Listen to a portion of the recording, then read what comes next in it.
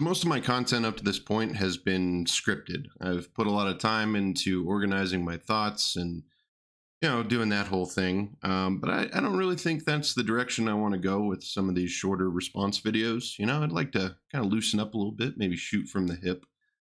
So the first one that I wanted to talk about was on some of my Hell Let Loose videos. There were a few people who were under the impression that the Browning automatic rifle did not have a bipod and it was never issued with one in World War II, or they thought that it wasn't issued until late in the war, or all manner of things. A few people even said it wasn't issued until the Korean War.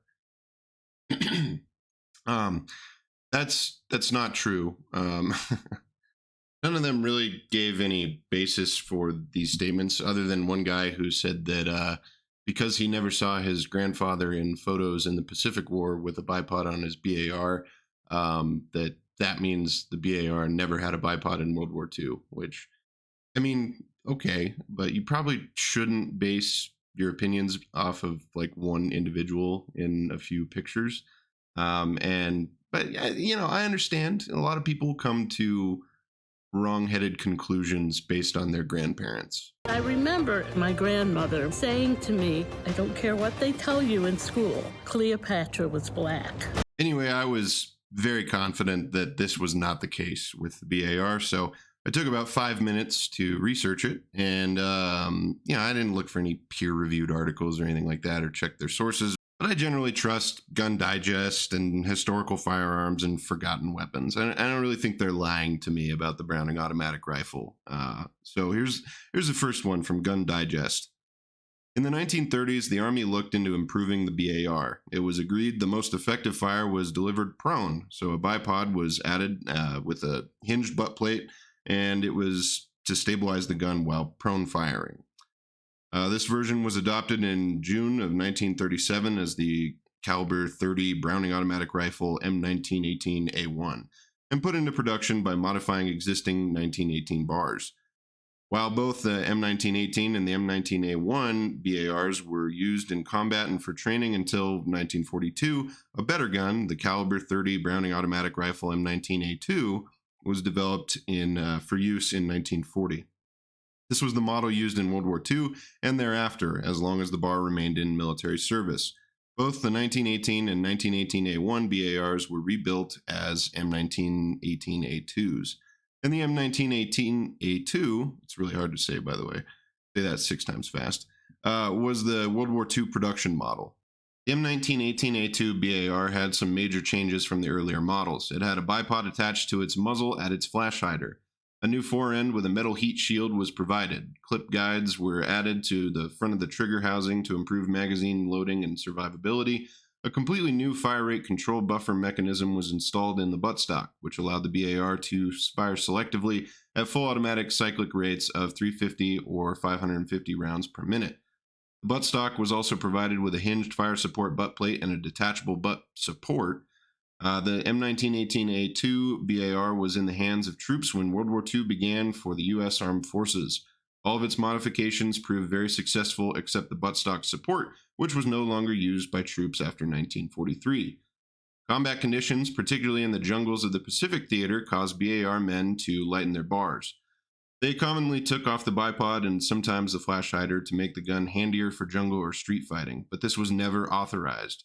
In open country warfare, the bipod and flash hider were desirable since they allowed the BAR to deliver accurately and effective fire from the prone position to as far as 1,000 yards. So here we see that while the guy in my comments is not wrong, his grandpa didn't have a bipod, that's okay. It's not because it wasn't issued with a bipod until the Korean War. It was just some Marine or some soldier who was like, fuck, this thing is heavy, I'm sick of this shit, and he threw away the bipod, which, as anyone who's served knows, being a soldier, you're always trying to cut weight because some moron is trying to make you carry more shit. Anyway, let's take a look at historical firearms. The M1918A2 weighed 5 pounds more than the original M1918. And by the way, I'm going to stop saying the whole thing. We're just going to call it the A2. I think that'd be better. Anyway, the A2's bipod was the main cause of this added weight, with other additions such as magazine guide tabs and a hinged butt plate, also adding to the weapon's 19-pound weight. During World War II, many soldiers and Marines removed their bipods and as much weight as they could. In the photograph above, a bar gunner fires on a Japanese position in Okinawa. The gunner appears to have removed his bipod. So again, we see from another source that this is something that happened. The bipod was in fact issued from the get-go of the war. But we again see that it's not true that the bar didn't have a bipod. I'm sorry, guys. Anyway, let's get this last source out of the way because, patterns are cool, going in threes. So from Forgotten Weapons, the original 1918 was issued with a wooden stock and forend, no bipod, weighing in at 16 pounds, and it could be used in either semi-automatic or full automatic modes. In 1937, the military variant was revised to include a hinged butt plate and folding bipod mounted just in front of the handguard, and designated the M1918A1. Short thereafter, in 1940, it was revised again to add a simple flash suppressor and move the bipod out to the muzzle. In addition, the semi-full firing modes were changed to a selector switch, allowing for fast and slow. We went over this. So, as you wonderful history buffs know, the U.S. officially entered the war in late 1941. This means that the A2 had already been developed, the A1s and the 1918s were being modified to fit the standard of the A2. But I mean, I'll allow for the fact that the Army, and particularly the Marines, are slow to catch up with the times. So, yeah, sure, there were probably some 1918s running around, especially in basic training units like the M16A2s when I was in basic. That sort of shit happens. But the fact is, when the war started, the Browning automatic rifle had access to and was issued with a bipod. It doesn't mean that soldiers didn't get rid of it because it's heavy as fuck, but, well, the gun is. I mean, the bipod, ounces equal pounds. You get rid of a little bit. It helps. That's the gist of it. But anyway, yeah, that's it. As far as how this could be implemented and held let loose, I think it would be kind of cool to see maybe a bipod on the machine gunner's BAR so that it fits the role of providing suppressive fire from a stable position versus like the automatic rifleman not having a bipod to be able to do some of that walking fire everyone likes talking about in the comments, or some of the more assault style roles that you would see in World War II.